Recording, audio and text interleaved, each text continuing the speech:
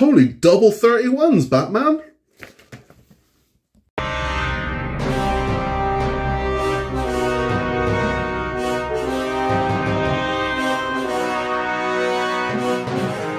Hello there, welcome back to Build with the Boys. We now have issue 31, and issue 31 of Hachette's Build the Batmobile Tumbler. I'll tell you why. I just opened this and I thought, that seems really thick for what looks like not a lot to do. Two.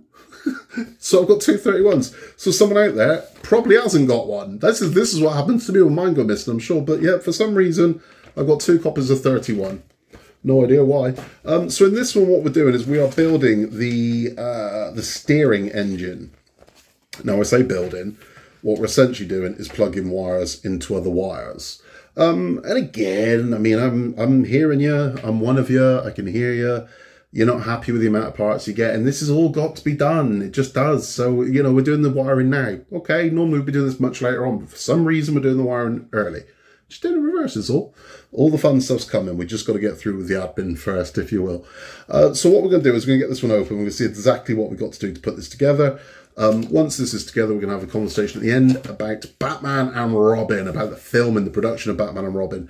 So we've already established a cast. The hype's already happened. The cast is done. And our third one, we'll talk about production, so actual filming it. And something Joel Schumacher used to shout before action that would make all the actors just go, ugh. And they knew they were making a bad movie whenever he shouted it. But it was too late because they already signed the contracts that are on set. Find out what that is at the end of this one.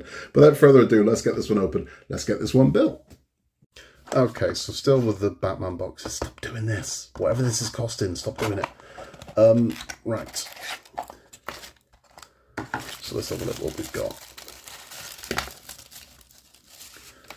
Wire, rainbow wire, switch, motor. Okay, so this is going to power the steering. Now, I would imagine one of these is going to make it go left, and one of these is going to make it go right, I would imagine. Could be completely wrong. It might be that it won't turn at all, unless both of those are pressed down. Don't know, we'll find out when we get to that stage, but that's a long ways away.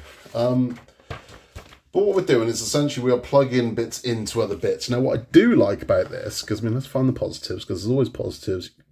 You got to look for the rainbow, man. You have to.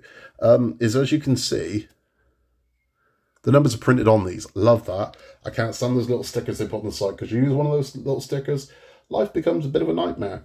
So what we're doing first is we are taking the engine itself. So this is our steering engine. We're going to unravel this. So, as you can see on this one, we've got two. So, quite simply, 2 is plugging into 2. You guessed it. So, that's as simple as... Oh, as simple as... Then can't do it. I was right the first time. God damn it, Scott. Right, so make sure that is plugged in. I'm sure we're going to test these at some point, but... So, 2 to 2. And then guess where we're going. Can you guess where we're going? After we put 2 in 2, where do you reckon we're going? Do you reckon we're going 3 to 3? Because you'd be right. So there's number 3. And we're going 3 to 3. Push that one right down. There we go. So 3 goes into 3.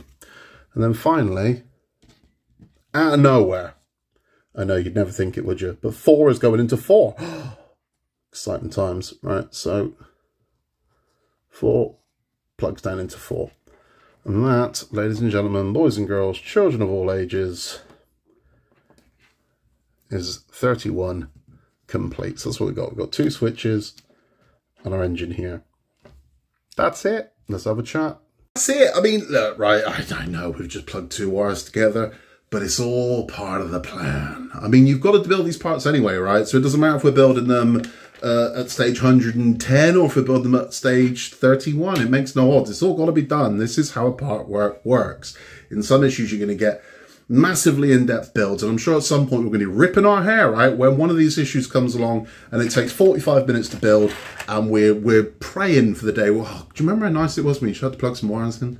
Trust me, that's coming. It's just part of it. If you are just sticking around for the build instructions, thank you for stopping by. Please remember to like and subscribe. That helps the channel massively. For those of you sticking around for our Bat Chat, we've been talking about the train wreck, the car crash that is Batman and Robin. Wow, right. So we've already discussed how this one came about, what the impact of Batman Forever was, and now we've got our cast in place. Now we're just off to the races, and it's time to start filming. And filming was due to start in September 1996, but it didn't. Right, so filming was 3 weeks late and it didn't start until October 1996. That is a disaster, right? I'm not even joking. Bearing in mind filming costs in excess of $100,000 a day just to be there. And they were 3 weeks late. And like, wow, this is a disaster. However, they finished filming 3 weeks early.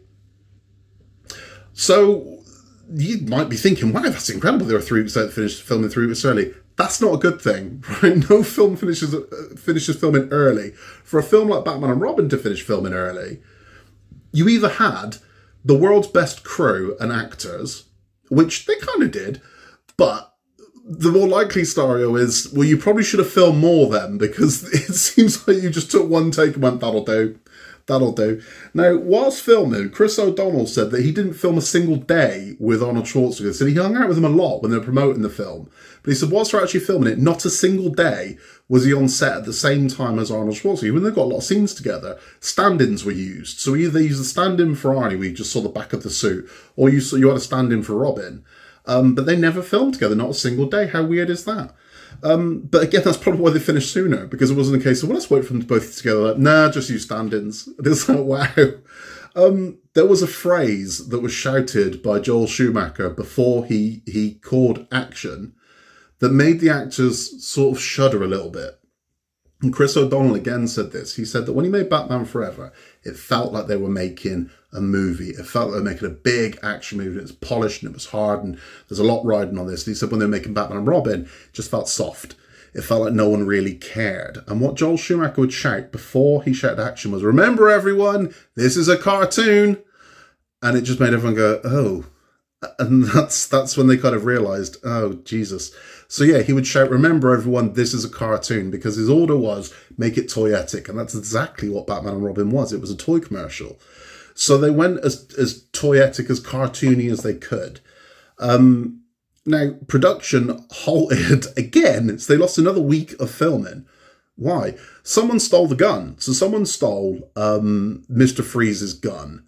And this was a big deal. The Freeze outfit cost over $1.3 million to make. That outfit, $1.3 million, including the gun. The gun was Hasbro advised them on how to build the gun. Wow.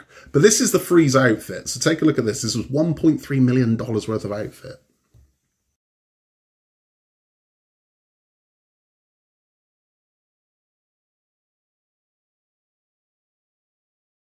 What the hell, right? So where did the gun go? Well, they actually found it. They managed to track the gun down, and it was tracked down to a guy that collected Hollywood memorabilia. And it's like, wow, you got that early. Now, had he have known how bad Batman and Robin was going to be, probably wouldn't have wanted the gun. But that's where it ended up. So they had to halt filming for a week. I mean, you'd think you filmed, other shots, but they didn't. That's what they did. So they said they were going for with Batman and Robin was Neo Tokyo. Neo Tokyo is the look we're going for. Neo Tokyo. I mean, it's set in Gotham. So you'd wonder why Neo Tokyo is what they went for. But it is very neon. I mean, that's the one thing you can say. They touch upon that in Batman Forever. So there was neon accents on the Batmobile in Batman Forever, and in Batman and Robin they just went nuts with it. So I mean, in Batman and Robin, the Batmobile in that one, the hubcaps light up. They light up red with the bat symbol on it. Robin's bike lights up. Everything lights up, and they've gone for light, which is exactly the tone of the film, light, and that's what they made. They made a toy commercial.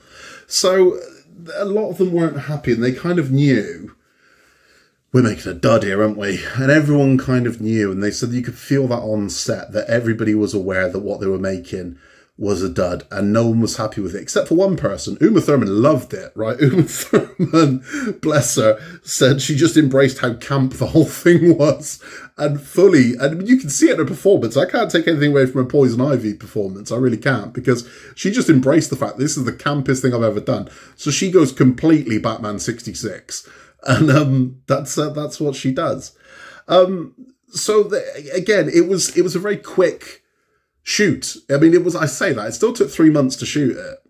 And there was a lot done. So Alicia Silverstone learned how to ride a motorcycle for this movie. Chris O'Donnell had more training for stunt acrobatics, but all of them had to learn to ice skate as well.